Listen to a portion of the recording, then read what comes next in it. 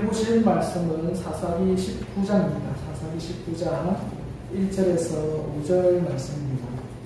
제가 가진 성경으로 구약 성경 394면입니다. 사사기 19장 1절에서 5절 말씀입니다.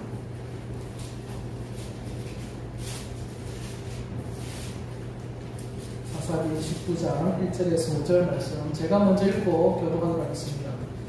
이스라엘의 왕이 없을 그때에 에브라임 산지 구석에 거류하는 어떤 레위 사람이 유다 베들레헴에서 첩을 맞이하였더니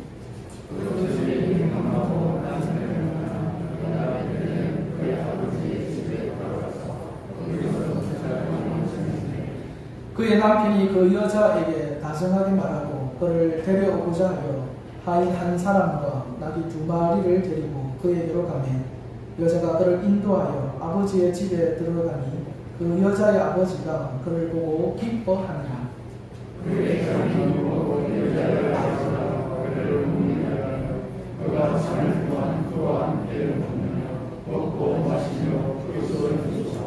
같이 읽겠습니다. 넷째 날 아침에 일찍 일어나 떠나고자 하매 그 여자의 아버지가 그의 사위에게 이르되 떡을 조금 먹고 그대의 기름을 돋은 후에 그대의 길을 따라 하니라. 예, 반갑습니다. 마태복음 18장에 보시면은 1만 달란트 빚진 자에 대한 이야기가 나옵니다. 1만 달란트. 평생 갚아도 다 갚지 못할 만큼의 어마어마한 금액인데 이 금액을 그 주인이 탕감해 줍니다. 근데 재밌는 것은 탕감받은 이 종이 다른 날도 아니고 탕감받은 그날에 자기에게 100데나리온 빚진 자를 만납니다. 100데나리온이라고 하면 그 당시 하루 후사시 1데나리온이라니까 한 석 달 조금 더 일해야 할 수 있는 금액이죠.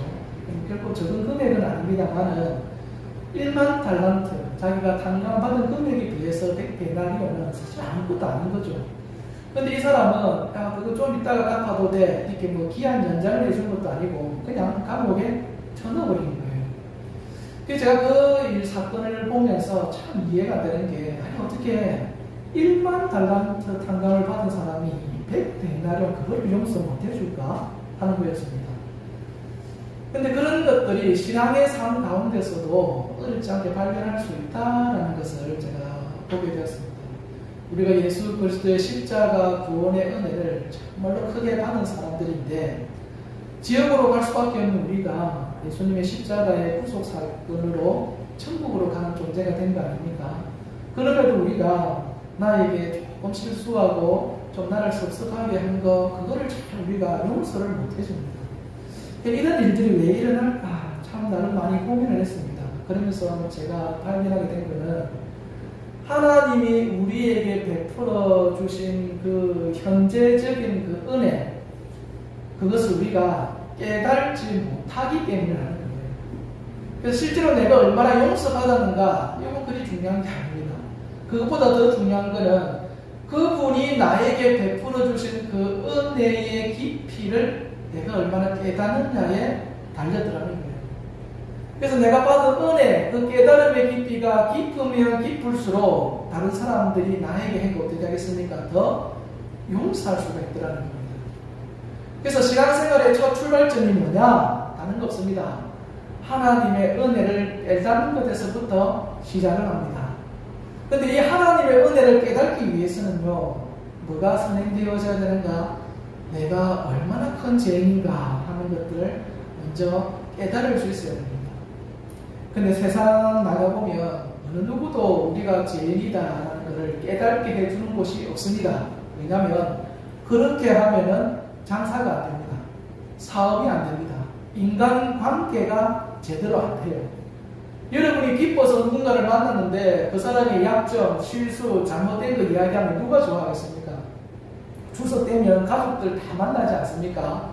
만나면은 결혼 못한 사람 보고는 언제 결혼할 거냐, 취직 못한 사람한테 언제 취직할 거냐, 자기 약점이 뭐 괴로움이잖아요. 죄를 지적한 게 아니잖아요. 근데 그런 거 얘기해도 마음에 응어리가 났거든요. 안 올 수도 있습니다. 다음 명절 때는. 근데 그 사람 사람의 죄를 지적을 하면 누가 좋다고 오겠습니까? 근데 하나님의 그 은혜를 깊이 깨달으려고 하면은 자기 자신의 죄의 깊이를 깨닫는 수밖에 없습니다. 그러니까 그 죄에 대한 지적과 고백이 어디서 나오겠습니까? 이 예배의 시간에 나올 수밖에 없는 겁니다. 혹시나 오늘 이 말씀을 통하여서 여러분 속에 생각도 못했던 죄의 모습들을 발견하게 된다면 여러분 하나님 앞에 감사하실 수 있기를 바랍니다. 왜 그러겠습니까? 여러분의 그 죄를 용서해 주셨기 때문입니다. 그리고 여러분의 신앙을 하나님께서 더 깊이 세워주기 위해서 그런 깨달음을 주시려는 겁니다. 그래서 오늘 이 사사기의 말씀을 통해서 새롭게 우리가 하나님의 은혜를 발견하고 깨달을 수 있는 시간 될 수 있기를 바랍니다. 자, 오늘 본문의 내용은요, 이제 오늘 여러 형식으로 제가 설교를 여러 다양한 방법으로 지금 설교를 진행하고 있는데 여러분이 알 수도 있고 모를 수도 있는데 오늘은 조금 다르게 본문 하나하나를 가지고 말씀을 다시 한번 나눠보려고 합니다. 자, 우리가 금방 1절부터 5절까지 내용을 읽었습니다. 1절부터 5절까지 내용을 제가 먼저 간단하게 말씀을 드리면요, 1절에서는 중심 내용이 첩을 맞이한 레위 사람에 대한 이야기입니다. 레위 사람인데 첩을 맞이했다. 그게 1절의 내용입니다. 그리고 2절에 보면은 이 첩이 어떻게 했다고 되어 있습니까? 행음을 하고 그리고 남편을 떠나서 어디로 가버린 거예요? 친정으로 가버렸다. 이렇게 나와 있습니다. 근데 여기에 한글 성경에서는 그냥 첩이 행음하고 친정으로 갔다라고 되어 있는데 여기 원래의 의미를 조금 살펴서 해석을 하면 그 첩이 남편을 대적해서 혹은 남편으로 인해서 행음하고 라고 되어 있습니다. 그러니까 행음을 하기는 했는데 그 원인이 어디에 있다라는 거예요? 남편, 레위 사람에게 있다라는 뉘앙스를 원래의 의미를 살펴보면 이 2절에 있더라는 겁니다. 그 다음에 3절에는 어떤 내용이냐 하면은 이제 넉 달 동안 이 첩이 처가에 있습니다. 자기 남편에게 안 가고. 그래서 이 레위 사람이 이 첩을 데리려고 가는 장면이 3절에 나옵니다. 그리고 그 레위 사람 사위죠. 이 사위를 장인이 보고요, 너무 기뻐하는 모습이 3절과 4절 이후에 나와 있는 내용입니다. 뭐 내용으로 보면은 크게 어려운 거 없습니다. 레위 사람이 첩을 맞이했는데 이 첩이 남편으로 인해서 행음하다가 들켜서 처가로 도망을 갔다. 도망을 가가지고 누가 이기나 서로 지탱하다가 몇 개월 지낸 겁니까? 4개월 뒤에 누가 이겼습니까? 남편이 졌어요. 남편이 져가지고 이제 부인 데리러 가는 거. 그랬는데 장인 어른이 그 사위를 보고 너무 기뻐하더라. 그래서 너무 극진히 대접을 해줬다. 이것이 1절부터 5절의 내용입니다.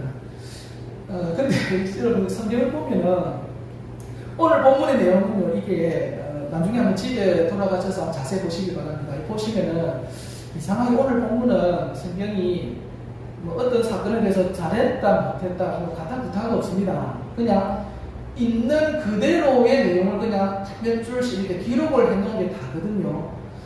그런데 오늘 본문에 요 간격이 있습니다.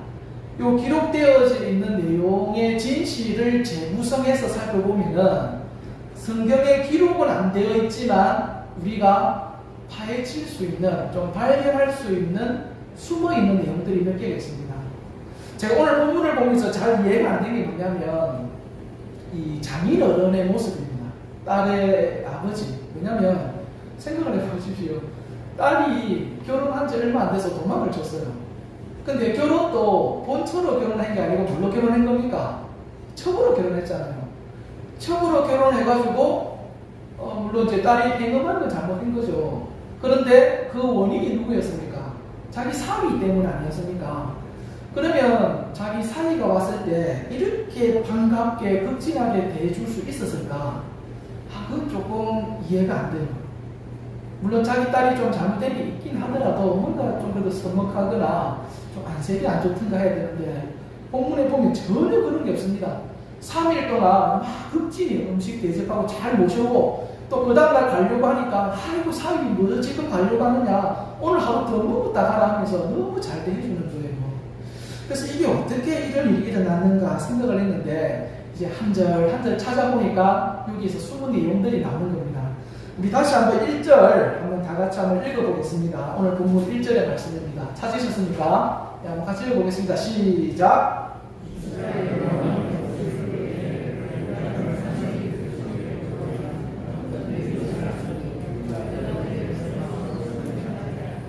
예, 여기 보시면은 이 레위 사람이 첩을맞이했다고 했는데 여러분 첩을맞이하려고 하면은 좀 재산이 어떠해야 될까요? 우리가 상식적으로 물론 좀 가난해도 뭐 할 수 있나? 두 집 살림을 하든 세 집 살림을 하든 돈이 있어야 되거든요. 그러니까 일반적으로 볼 때 이 레위 사람은 돈이 좀 있었겠다, 부자였겠다 이 정도 알 수가 있겠죠. 그 다음에 또 하나가 뭐가 있냐면 레위 사람이 뭐 하는 사람인지 혹시 아십니까? 이스라엘 지파 중에서 특별히 하나님 앞에 예배 드리고 제사 드리는 일에만 헌신된 사람입니다.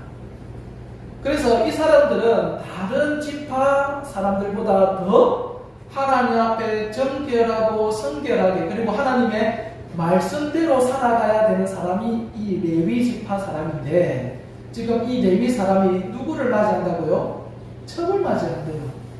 그럼 일반적으로 이 사람은 제대로 레위로서의 역할을 수행을 했을까? 그랬던 건 아닌 것 같아요. 물론 이 레위 지파 사람이 돈이 많다라는 거, 뭐 제사장이 돈 많이 벌 수 있습니다. 그것을 성경에서는 뭐 옳다 그런다 이야기한 적은 없으니까 벌 수 있습니다. 그런데 이스라엘의 이때까지 역사를 살펴보면요, 레위 사람이 돈을 많이 벌 수 있는 기회는 그리 없었습니다. 왜냐하면 레위 지파 사람들은 기본적으로 하나님 앞에 예배 드리고 제사 드리는 데 헌신되어 있는 사람이기 때문에 자기의 생계를 위해서 일할 수 있도록 허용되지 않았습니다. 단지 나머지 이스라엘 지파 사람들이 내는 헌금이나 성전세 이런 것들을 가지고 이 레위 사람과 제사장들의 생계를 책임을 져줬어요. 그러니까 충분히 넉넉하게 오지는 않았습니다. 근데 느헤미야 시대 보면은 이제 수요일로 오신 분들은 알겠습니다만 느헤미야 시대 때 느헤미야가 이스라엘 사람들을 보고 12년 동안 그 신앙 교육을 다 시킨 거예요. 예배 중심의 삶을 살아야 되고 너희들 헌금해가지고 제사장 예배에 집중할 수 있게 되는 다 12년 동안 훈련을 시키고 잠시 자기의 본래 역할을 하려고 페르시아 왕궁에 갔다 왔는데 어떻게 됐습니까? 예배가 시행이 안 되는 거죠. 왜 안 되는가 했더니 제사장들이 자기 먹고 살 거라고 다 도망쳐버린 거예요. 그러니까 왜 도망쳤느냐 살펴보니까 이스라엘 백성들이 바쳐야 될 헌금이나 이런 것들을 제대로 안 되니까 다 도망쳐버린 거예요. 근데 이게 느헤미야 시대에만 있었던 일이 아니라 이스라엘의 대부분의 역사가 이렇습니다. 제대로 된 예배가 진행되기가 어려웠던 상황이라고요. 근데 그런 시대 중에서도 가장 힘든 시기가 어디냐면 이 사사기 시대였습니다. 근데 이 시대에 레위가 어떤 사람이라는 겁니까? 돈이 많다, 부유하다. 거기다가 하나님 앞에 지켜야 될 거룩의 모습이 있음에도 불구하고 첩을 맞이했다. 그럼 이 사람이 레위로서의 그 역할을 제대로 했을까 하는 겁니다. 어떻겠습니까? 제대로 안 했을 것이다 라는 것을 여기서 우리가 추론해 볼 수가 있겠죠. 그리고 여기서 한 가지 조금 더 나간다 보면은요, 아버지가 자기 딸을 지금 이 레위 사람에게 어떻게 보낸 겁니까? 본처도 아니고 첩으로 보낸 거거든요. 이거 역시 일반적인 내용이 아닙니다. 그러니까 왜 이 일이 됐을까를 생각해 볼 때에 아마 이 딸의 가정은, 이 부모의 가정은 경제적인 어려움이 굉장히 많았을 것이다. 실제로 이 사사기 시대는 외부 이방민 쪽의 침입으로 인하여서 자기의 재산들을 막 약탈당한 때입니다. 그러니까 그 경제적인 어려움을 해결하기 위해서 이 아버지가 레위 사람에게 자기 딸을 어떻게 보낸 겁니까? 첩으로 보내버린 거예요. 그러니까 이 딸이 첩으로 간 것은 자기 아버지의 동의가 있었다라는 것을요, 오늘 본문 1절에서 우리가 추론해낼 수 있는 자료가 되더라는 겁니다. 자, 그러면 오늘 본문에서 이 딸의 마음은 어땠을까 하는 겁니다. 딸의 심정. 이제 딸의 심정으로 오늘 본문 본문의 내용을 한번 살펴보겠습니다. 2절에 보시면은 그 딸이 그 레위 사람하고 결혼해서 가기는 갑니다. 가기는 가는데 결국은 어떻게 했다고 되어 있습니까? 행음을 행했다. 다른 남자와 불륜을 저질렀다라는 거잖아요. 근데 그 원인이 어디 있었다고요? 그 남편 레위 사람으로 인하여서 이 첩이 불륜을 저질렀다. 그러니까 정리를 하면 이렇습니다.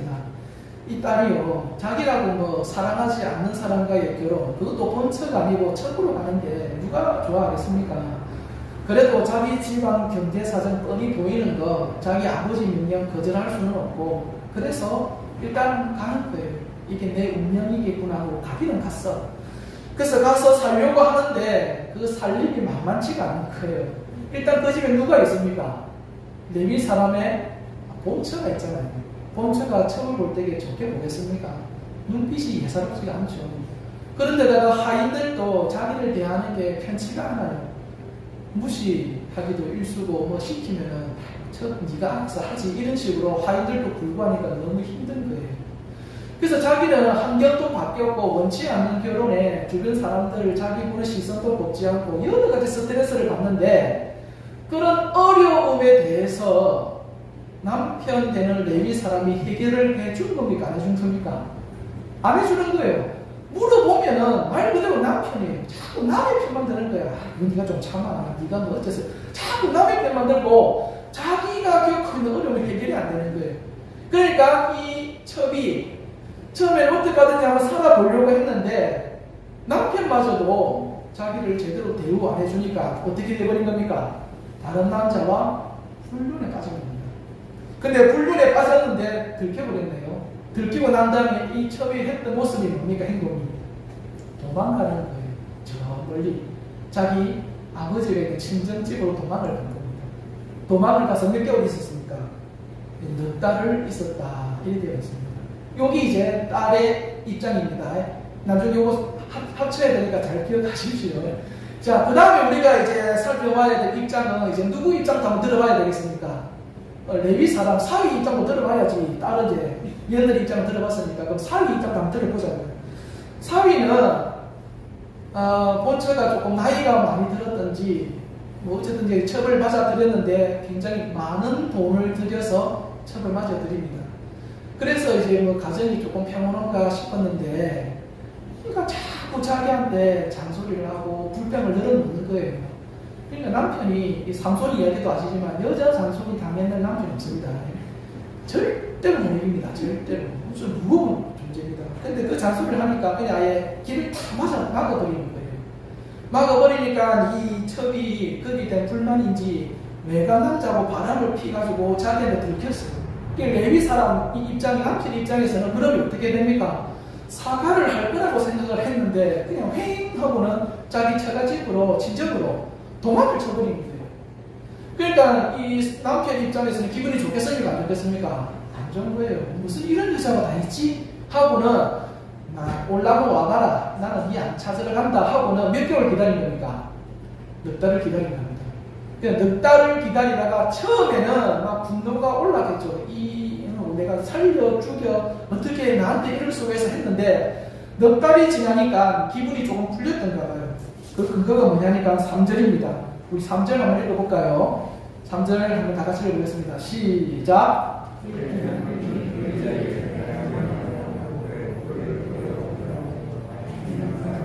낙이 2마리를 데리고 그에게로 가매 여자가 그를 인도하여 아버지의 집에 들어가니 그 여자의 아버지가 그를 보고 기뻐하니라. 여기 보면은 남편이요 넉 달이 지나면서 점점 그리워질 모양입니다. 보고 싶다. 보고 싶다. 그래서 어떻게 합니까? 데리러 가는 거죠. 그 3절에 보면 요 하인 한 사람하고 나귀를 몇 마리 데려갑니까? 2마리. 왜 2마리입니까? 하나는 자기가 타고 하나는 누구 태우려고 해요? 자기 부인 태우고 오려고 이제 2마리를 끌고 가는 거예요. 그리고 3절에 보면 그 여자에게 어떻게 말하려고요? 다스나게 말하고. 처음에 막 화가 났는데 몇 달 지나니까 이제 남자는 잘 까먹습니다. 여자분들은 10년, 20년 전에 그때 한번 남편 실수했던 거 그거 기억하고 있을지 몰라도 남편은요, 제가 장담합니다. 하루 지난 거 기억 못합니다. 그래서 너 딸을 지나니까 남편이 바람 피운 건 다 떠나버리고 그냥 그 얼굴이 자꾸 떠오르는 거예요. 그러니까 어떻게 합니까? 이제 데리러 가야겠다 하고 가는 거예요. 자, 여기까지 이제 남편 입장 얘기 들었고, 이제 마지막 누구 입장 들어야 되겠습니까? 장인 어른 입장도 들어가야 됩니다. 장인 어른이 자기 딸을 처으로 보내고 싶었겠습니까? 그런 저도 아닌데, 그런데 집안이 너무 살기가 어려우니까 입에 풀칠을 해야 되는데 농사도 제대로 못 지어 놓으면 이방 나라가 와가지고 빼들어가고 사람들도 뭐 잡아 죽이고 하니까 먹고 살기가 굉장히 힘든 시기예요. 그러니까 어떻게 사람이 연결돼가지고 부자인 레위 사람을 본 거예요. 그래서 어떻게 혼단이 오가고 하면서 내 딸 첩으로 데리고 가는 조건 하에 뭘 책임지기란 겁니까? 그 집에 경제를 책임져 주기로 하고 얘기가 된 거예요. 뭐 아버지라고 마음이 편했겠습니까? 첩으로 보내는 게. 그래서 그렇게 보낸 거예요. 근데 보내가지고 이제 잘 살겠지 했는데 얼마 안 돼서 딸이 왔네. 어떻게 뭐 남편하고는 얘기를 했나? 어떻게 왔노? 하니까 말이 안 되는 거예요. 남편이 자기를 제대로 사랑해주지 않고 돌봐주지 않아서 여기까지 좋았어요. 다른 남자와 눈이 맞아서 들켰다. 그래서 여기 도망갔다 된 거예요. 그러면 이 아버지 마음이 어떻게 들컥 내려앉는 거죠. 왜냐하면 이 결혼에는요 조건이 있습니다. 경제적 지원을 받는 조건 하에 자기 딸은 낸 겁니까? 준 거잖아요. 그런데 자기 딸이 이렇게 자기가 잘못해서 돌아왔으면 자기 마음이 어떻겠어요? 아버지 마음이. 딸이 일단 온 거는 기쁘더라도 나중에 그 뒷 처리하려면 이게 쉬운 일이 아니잖아요. 가슴이 들컥 내려앉는 거예요. 그래서 딸 보고 6달 동안 이야기하는 거예요. 그래도 네가 가야 된다. 너는 그 가서 그 귀신 돼야 된다 하면서 막 이야기하는 거예요. 그래도 딸은 꿈쩍했습니까? 안 했습니까? 안 했어요. 아버지 죽어도 저는 여기서 죽겠습니다 하고 6달을 버틴 거예요. 그러니까 이 아버지 입장에서는 사위 벌 묘목에 또 다른 딸의 입장대로 이러지도 저러지도 못하는 상황이었습니다. 근데 그런 상황에서 3절에 보니까 사위가 오는데 나귀를 몇 마리 몰고 온 거예요? 2마리 몰고 오는 거예요. 1마리 몰고 왔으면 아버지도 놀랬겠죠. 근데 2마리를 몰고 오니까 저거는 우리 딸 용서해주고 데리고 가겠다는 표시구나 하고는 받아들인 거예요. 그러니까 자기 마음이 어떻겠습니까? 기쁘겠습니까? 안 기쁘겠습니까? 기쁜 거죠. 아니 결혼 안 한 학생들 있는데 잘 기억해라. 자기 어른아 들으시면 힘들다. 그 기쁜 마음에 대해주는 거예요. 그게 오늘 본문에 우리가 감추어진 그 본문과 본문 속에서 발견할 수 있는 내용들입니다. 자, 그럼 보십시오. 여기서 이제 마무리할게요. 오늘 이 사건들을 이제 각자의 입장에서 우리가 다 살펴봤는데, 여러분, 지금 이 상황이 정상적인 상황이라고 우리가 볼 수 있겠느냐는 겁니다. 다른 사람도 아니고 하나님을 섬기는 레위 지파가 첩을 맞아들인다. 이걸 정상적으로 봐야 되느냐. 그리고 아무리 경제가 어렵다고 하더라도 자기 딸을 첩으로서 결혼시켜 보낸다. 이건 하나님 믿는 사람들이 하는 일이죠. 그 다음에 또 하나, 아무리 마음에 들지 않는 결혼을 했고 남편이 자기를 잘 대해주지 않는다고 해서 다른 남자와 물이 맞아서 불륜을 저지른 상황. 여러분, 이 세 가지 상황 중에 어느 것 하나 제대로 되었다라고 우리가 얘기할 수 있는 게 있습니까? 없습니까? 없어요. 그것도 하나님을 믿는 사람들, 레위인은 오늘날 어찌 보면 목사와도 같은 사람 아닙니까? 이런 일들이 일어났다라는 거예요. 근데 왜 이런 하나님을 믿는 백성들 속에서 이런 일들이 아무렇지 않게 일어나고 있느냐는 겁니다. 오늘 본문은요, 그것에 대해서 굉장히 단호하게 이야기합니다. 그 이유에 대해서 1절에 있습니다.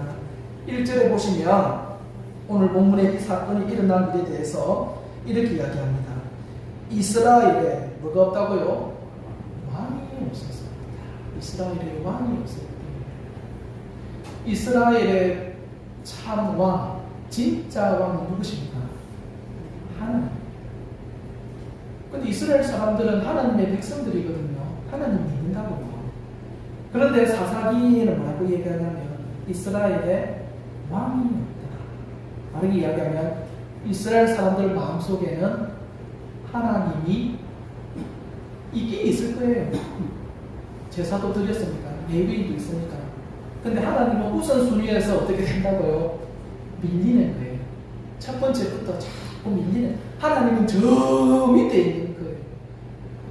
왕이라는 것은 내 삶 가운데 으뜸이라는 것이고 최고라는 겁니다.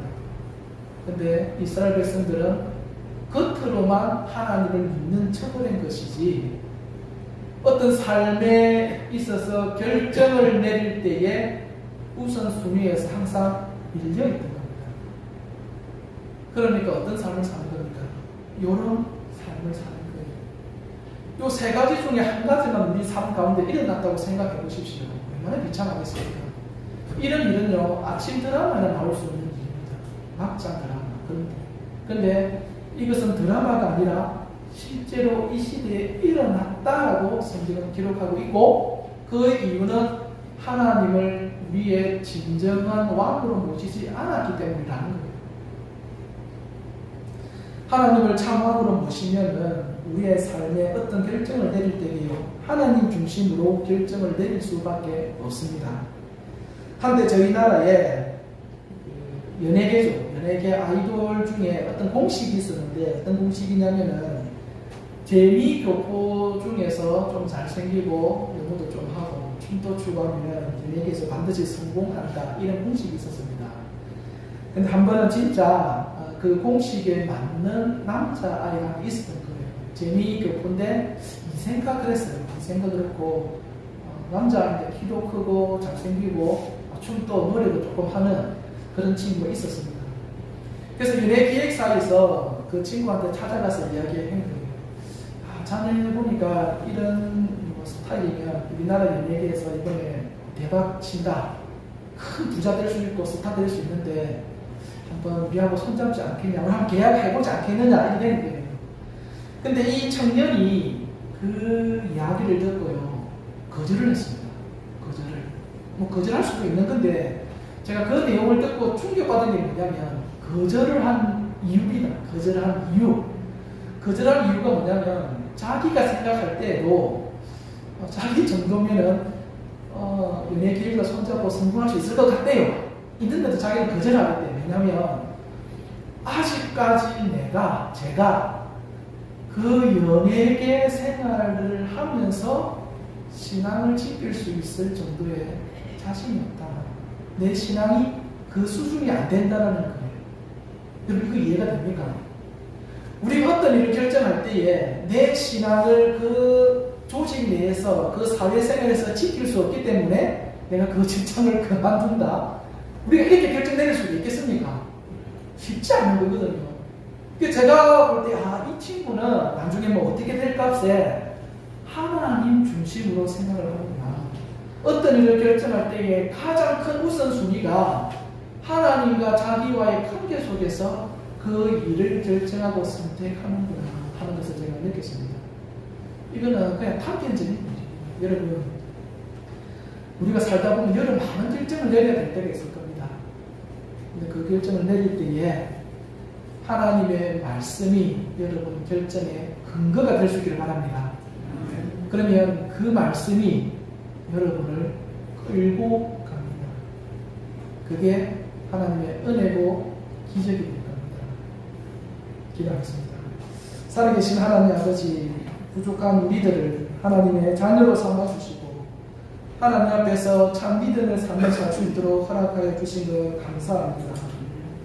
우리의 삶 가운데 여러 어렵고 힘들고 또 세상에 잘못되어진 유행들이 우리의 마음을 어지럽게 하더라도 하나님의 말씀에 굳게 붙들려서 말씀의 근거를 둔 결정과 결단을 내릴 수 있는 우리 믿음의 자녀들 되게 하여 주옵소서. 살아계신 예수님 이름으로 기도합니다. 아멘.